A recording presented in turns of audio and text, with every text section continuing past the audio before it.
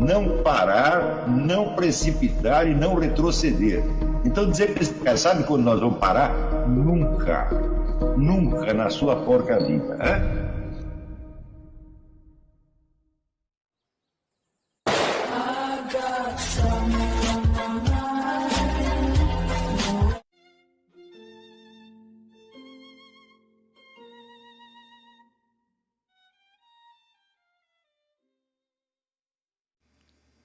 E aí pessoal, tranquilo?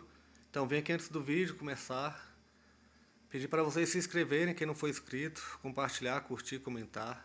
Quem puder seja membro do canal, que isso ajuda bastante. Tem também o link do Apoia-se. Quem puder ajudar nosso canal e apoiar financeiramente vai ser muito bem-vindo. Mas o mais importante é transmitir o conteúdo e os conhecimentos do professor Olavo de Carvalho para mais e mais brasileiros. Então compartilhe e ajude aí nossa causa. Muito obrigado a todos os membros, apoiadores do canal. Fico muito feliz. Tenho certeza que a gente está no caminho certo. Então fiquem com o vídeo e até mais. Valeu!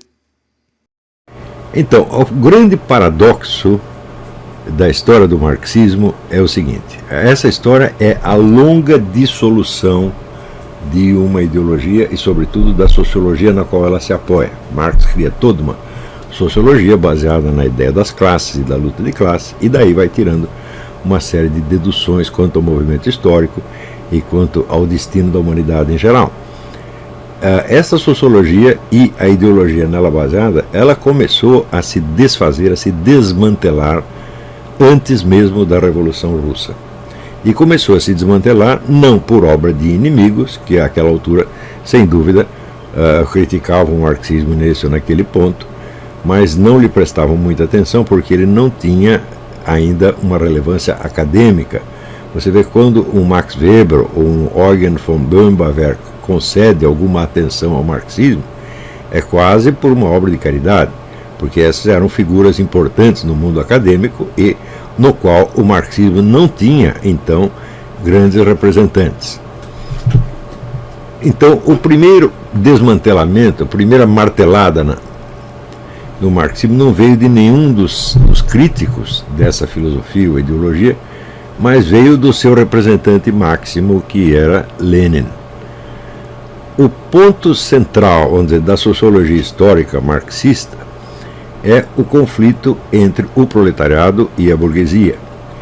E diz Marx que todas as formações sociais conhecidas até então eram todas baseadas numa opressão e exploração de classe.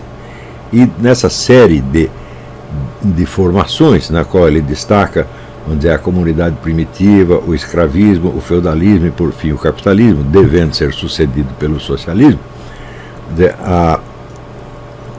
a última das formas de exploração seria o capitalismo, a ser sucedido, então, por uma revolução proletária, pela tomada do poder pelos operários, e quando ele fala operário, ele se refere a operários de fábrica, ao proletariado urbano, né? E a instauração do socialismo. O argumento que ele apresenta é, na verdade, bastante simples. Primeiro, para justificar por que o capitalismo é um regime de opressão e exploração, e ele explica isso baseado na teoria do valor. Diz ele que o valor de uma mercadoria consiste na quantidade, assim, palavras textuais dele, na quantidade de trabalho socialmente necessário para produzi-la. Ele diz socialmente necessário, porque é evidente que a produção não é feita por uma só pessoa, mas por todo um complexo, tá certo? Toda uma organização complexa do trabalho. Se você vê, por exemplo, o número de pessoas que tem que interferir na fabricação de um automóvel, é um montão de gente, são algumas centenas pelo menos, em cada fábrica. Então, você somando este volume de trabalho, você teria aí um valor objetivo da mercadoria. Em cima deste valor objetivo, o dono da empresa acrescenta o que ele chama a mais-valia, que pode ser 10%, 20%, 100%, 400%. E ele embolsa tudo isso e só paga ao operário, vamos dizer, uma quantia irrisória referente, vamos dizer, à venda ou aluguel da sua força de trabalho. Com base nisto, ele dizia que o progresso do capitalismo levaria necessariamente ao empobrecimento cada vez maior da classe trabalhadora e, portanto, vamos dizer, a uma crise interna. Ou seja, o capitalismo, ele, ao surgir, ele desenvolve o que Marx chama as forças produtivas até um certo ponto, mas como aconteceu com todas as formações econômicas anteriores, há um momento, diz ele, em que o crescimento das forças produtivas entra em choque com o sistema de propriedade existente. Por exemplo, no caso da Idade Média, do feudalismo, então a riqueza básica era a propriedade da terra. Bom, na medida que a propriedade da terra, vamos dizer, se desenvolve e cria assim excedentes de produção, começam a surgir, evidentemente, as cidades. Os próprios senhores feudais, eles são os primeiros empresários capitalistas. Não é que surgiu uma outra classe capitalista, não. Historicamente não foi isso. Os senhores feudais foram os primeiros grandes empresários, sobretudo na área da construção civil. Então eles não começam a financiar a construção das cidades. E a construção das cidades cria outras modalidades de economia, por exemplo, a economia financeira. Alguém tem que acumular dinheiro para emprestar a juros, quando o próprio senhor feudal, vamos dizer, tem necessidade disso, ou quando os reis têm necessidade disso, então surge toda uma classe de banqueiros que não tem propriedade terrestre nenhuma, mas tem o dinheiro na mão.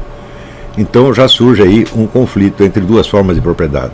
Qual é a riqueza fundamental? A propriedade da terra ou a propriedade do dinheiro? Tá certo? Então aí há, claro, um conflito de classe entre, vamos dizer, os novos e velhos capitalistas e o antigo sistema, vamos dizer, de propriedade da terra. Nesse conflito, evidentemente, o setor urbano ele cresce mais do que o rural, e as novas formas de propriedade começam a predominar sobre as antigas. Até aí a explicação está bastante certa.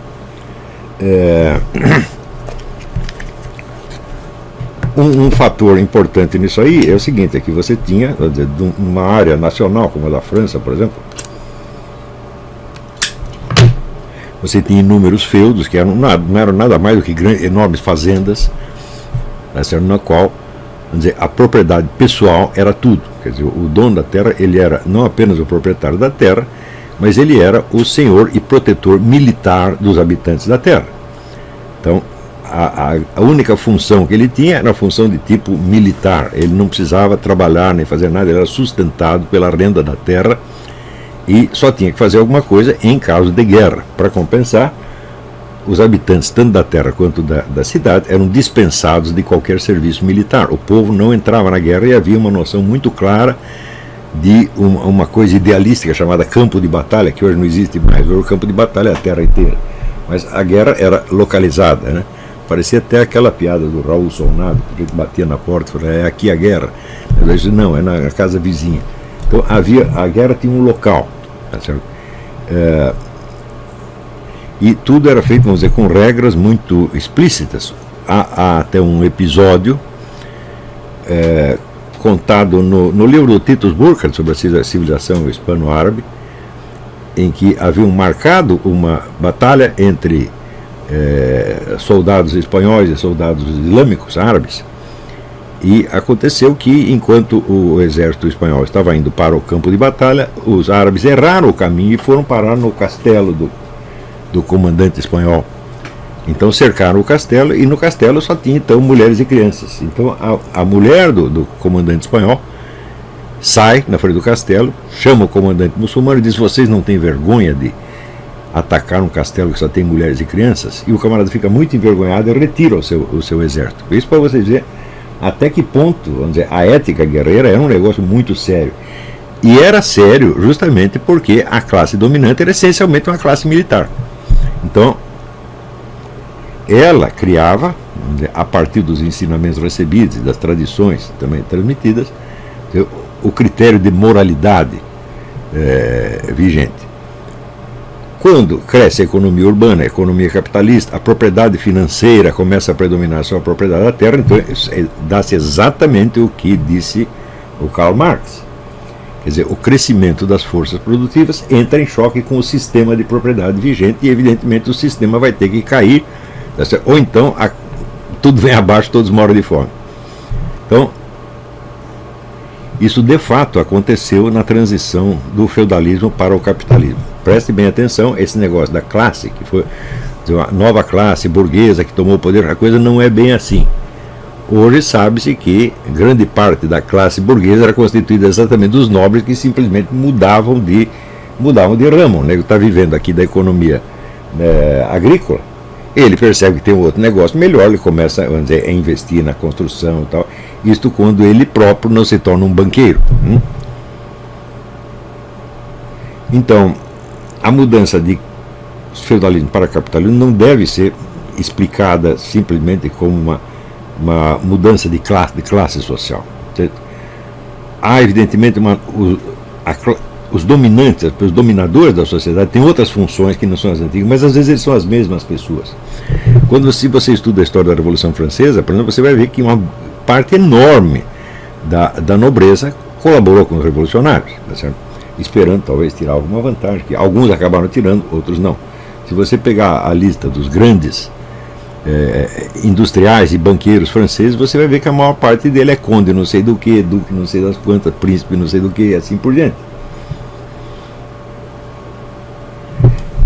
Mas, baseado neste esquema, Marx acredita que o capitalismo chegará à mesma contradição. Ou seja, para ele progredir, ele tem que criar um proletariado urbano cada vez maior. E o proletariado urbano, diz ele, é quem tem o domínio direto do aparato progressivo. O burguês tem apenas o domínio jurídico. Ele é o dono da fábrica, o dono das máquinas. Mas quem é que tem a máquina na mão? É o proletariado.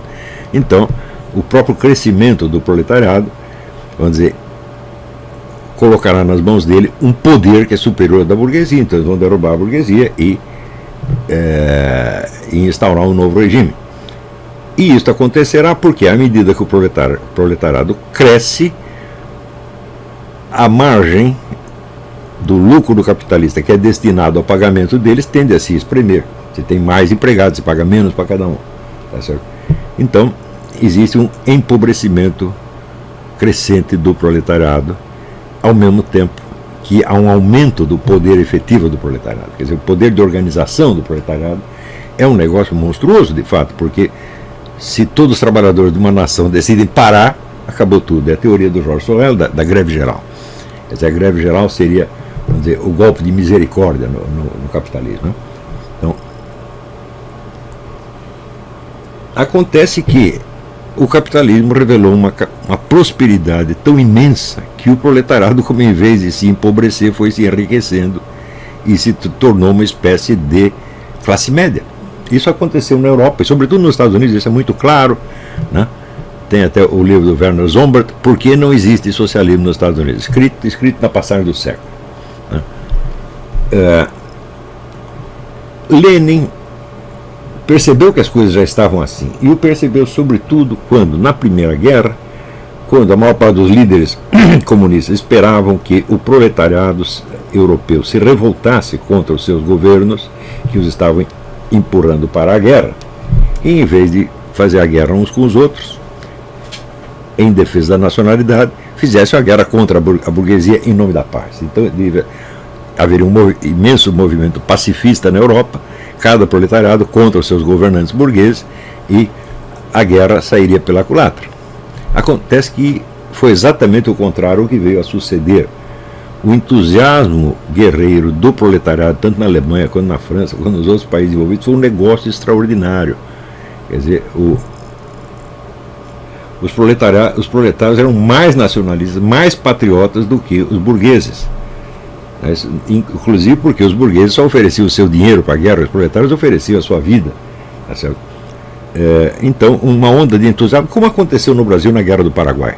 A Guerra do Paraguai foi o que consolidou, vamos dizer, a identidade nacional brasileira. Por quê? Porque o povo se entusiasmou com a guerra e com a defesa do território.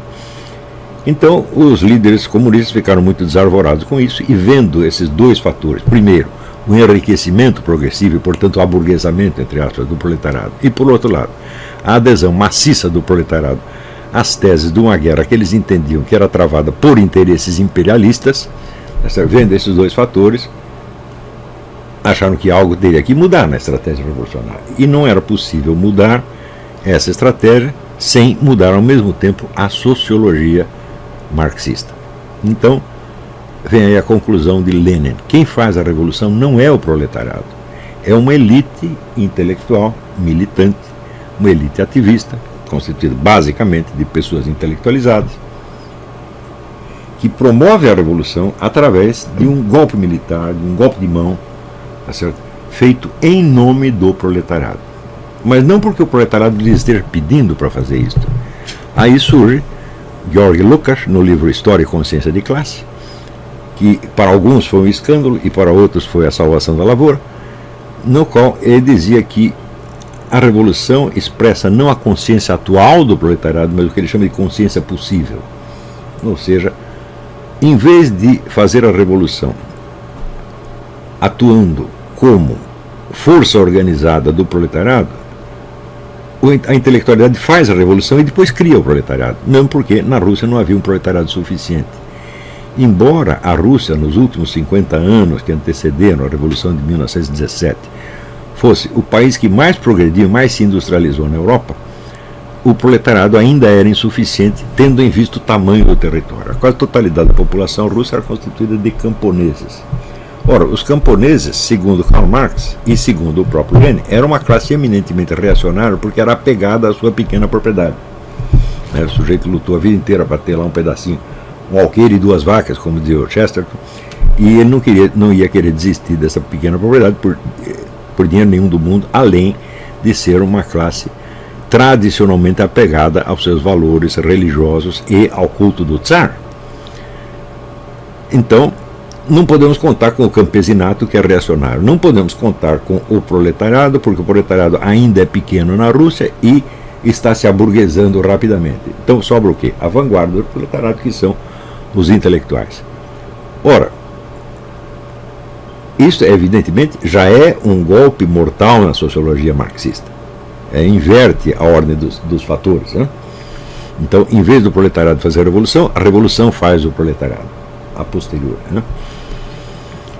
Então, intelectualmente falando, em termos de teoria, isso já é a destruição total do marxismo, mas essa destruição coincide com o crescimento enorme do movimento comunista, tá certo?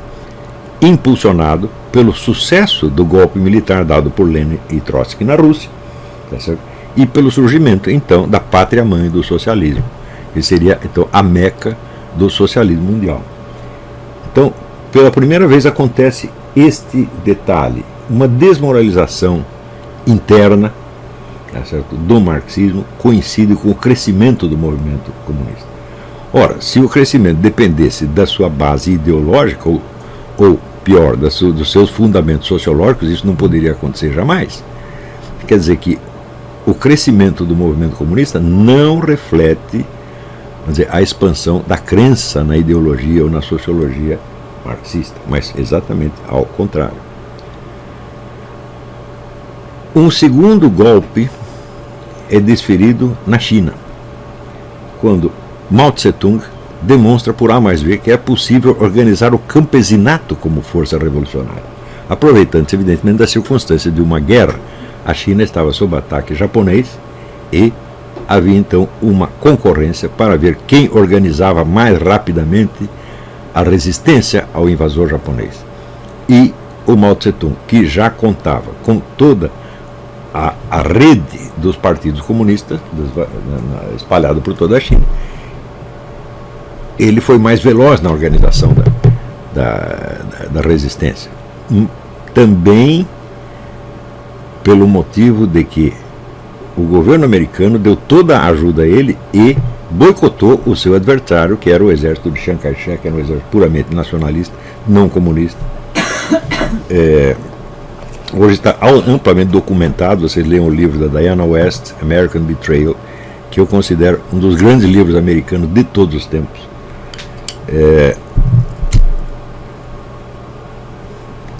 Onde ela demonstra que o lobby pró-Mao Tse-tung no governo americano foi de um poder extraordinário e acabou determinando toda a política americana no Oriente durante muitos anos e boicotando sistematicamente a entrega de dinheiro ou de armas para o Chiang Kai-shek e favorecendo o Mao Tse-tung. É evidente que a fama do Mao Tse Tung nos Estados Unidos, na época, não era de comunista de maneira alguma. Havia um sujeito chamado Edgar Snow, que era conhecido como o maior sinólogo americano, escrevia na New York Times, na Time, tudo quanto era revista americana. E ele descrevia o Mao Tse Tung como um reformador agrário cristão. E todo mundo acreditou nisso e encheram o homem de dinheiro. E evidentemente ele fez a revolução, que ele chamava de revolução operário-camponesa, mas era muito mais camponesa do que proletária, e instaurou o comunismo na China com a maior facilidade. Então,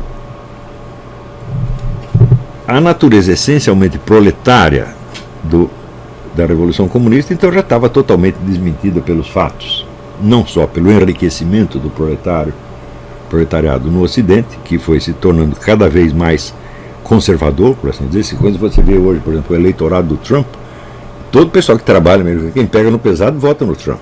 Quem vota no outro lado é estudante, é intelectual, é artista, né? É imigrante ilegal e assim por diante, né? E o beautiful people do cinema, da mídia, etc. Então o proletariado foi se tornando cada vez mais conservador, favorecendo então a teoria do Lenin de que era preciso uma intelectualidade que passasse à frente do proletariado, ele desse ordens em vez de representá-lo, de onde resultou evidentemente a instauração da ditadura feroz da União Soviética, porque você tem uma minoria, né, tentando dominar um país do tamanho de 3 continentes. Então é claro que isso não podia ser feito de maneira doce, então implantaram os controles mais terríveis, sobretudo em cima do campesinato, que já era visto de início como inimigo e que se torna ainda mais inimigo no instante em que, após a Revolução, o sistema industrial russo começa a se desmantelar, não é isso? A Rússia já estava empobrecida, desmantelada pela guerra. A derrota da Rússia no campo de batalha ainda desmoraliza mais ainda o governo russo, e os comunistas tomam o poder no meio disso, e eles veem então a fome e a miséria se espalhar pela cidade. Eles mandam tomar todos os bens produzidos pelos camponeses, que vão tomar a força. Então houve um massacre de camponeses, foi um negócio extraordinário. Só aí morreram uns 10 milhões de pessoas logo no começo, né?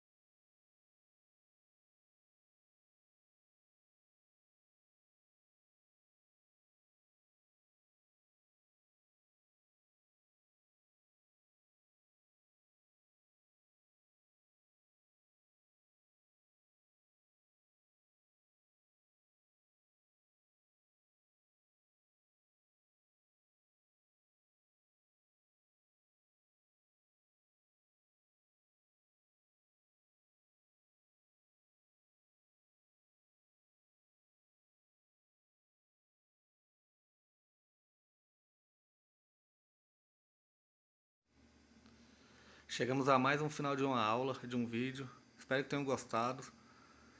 Quem não se inscreveu ainda, se inscreva, compartilhe, comente. Ajude o nosso canal, apoie, seja membro. E ajude o nosso canal a chegar a cada dia a mais brasileiros que precisam muito do conhecimento do professor Olavo de Carvalho. Então é isso aí, fique com Deus, até o próximo. Valeu! Então é isso aí, pessoal. Que é o nosso canal. Que são alguns livros que eu já li. A maioria foi doação, mas alguns eu adquiri, professor Olavo de Carvalho. Alguns livros se perderam aí que eu emprestei, professor Alexandre Costa, a Bíblia Sagrada. 10 lições sobre Karl Marx. Indico a não ler esse livro, que é muito ruim mesmo. Alguns pensadores aqui que realmente, como o professor Olavo de Carvalho disse, não são pensadores. Valeu, tamo junto aí. Apoie nosso canal, seja membro.